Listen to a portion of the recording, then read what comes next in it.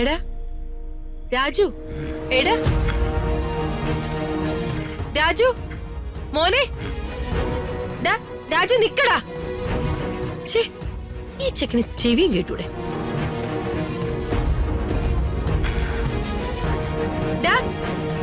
നിനക്ക് ആഹാരമൊന്നും വേണ്ടേ? ചേടാ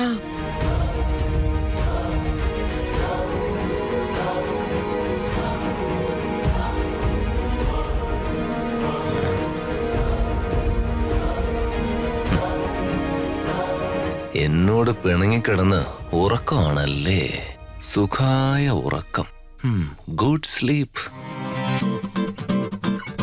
എങ്കി അങ്ങനെ ഉറങ്ങാൻ ഞാൻ സമ്മതിക്കൂല. എല്ലാ സത്യവും ഇന്ന് തുറന്ന് പറയും. പറയാനുള്ളതെല്ലാം കേൾപ്പിച്ചിട്ട് വെരി റെസ്പെക്ട് മാഡത്തെ ഞാൻ ഉറക്കും.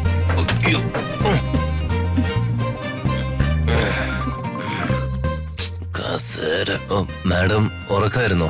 അല്ല, ഓടുമായിരുന്നു.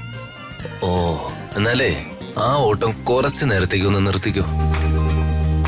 എനിക്ക് ചില കാര്യങ്ങൾ പറയാനുണ്ട്. ഈ രാജുവിന് എന്താ പറ്റിയേ? വേറെ ഒരാളായിട്ട് മാറിയതുപോലെ ഒരു ഫീല്. എന്ത് സംസാരിക്കണം? ആ നിക്ക് നിക്ക് നിക്ക് നിക്ക് നിക്ക് നിക്ക് ഒരു മിനിറ്റ്. ഞാനൊന്നേ ഒരുങ്ങിക്കോട്ടെ.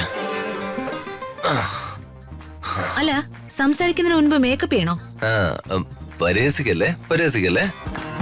ഞാനേ ഒന്ന് പ്രാർത്ഥിച്ചോട്ടെ. എന്റെ ഗുരുനാഥനും ആദർശ പുരുഷനുമായ വർമ്മ സാറെ, എന്നെ അനുഗ്രഹിക്കണേ. എന്റെ ദൈവങ്ങളെ, ഈ പാവത്തിനെ കാത്തു രക്ഷിക്കണേ. നിങ്ങൾക്കറിയാലോ ഞാനൊരു ദുഷ്ടനല്ലാന്ന്. എല്ലാവരും എന്നെ അനുഗ്രഹിക്കണേ.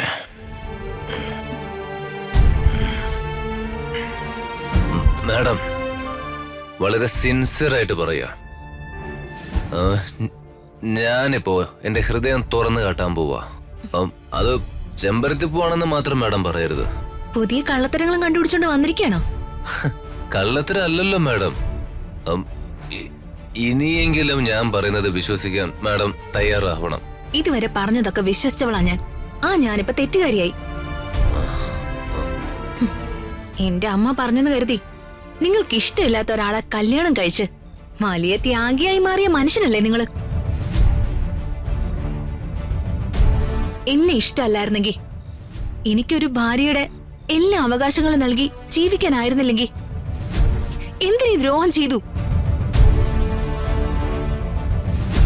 2 ജന്മങ്ങളല്ലേ ഒരുമിച്ച് തകരുന്നത്. മാഡം, എനിക്ക് പറയാനുള്ള ഒന്ന് കേക്കൂ. എന്നെ സംസാരിക്കാൻ അനുവദിക്കുക. ഒരാള് മാത്രം സംസാരിച്ച പോരല്ലോ. മാഡം, മാഡത്തെ ഞാൻ സ്നേഹിച്ചിട്ടില്ല എന്ന് മാത്രം പറയരുത്.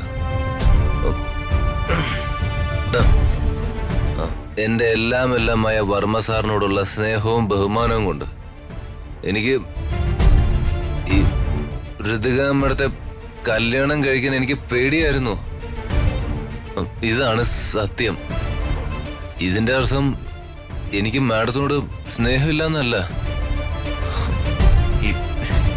ഞാൻ പറയുന്ന ഒന്ന് കേൾക്ക് മാഡം. അകലേ നോവിനാലേ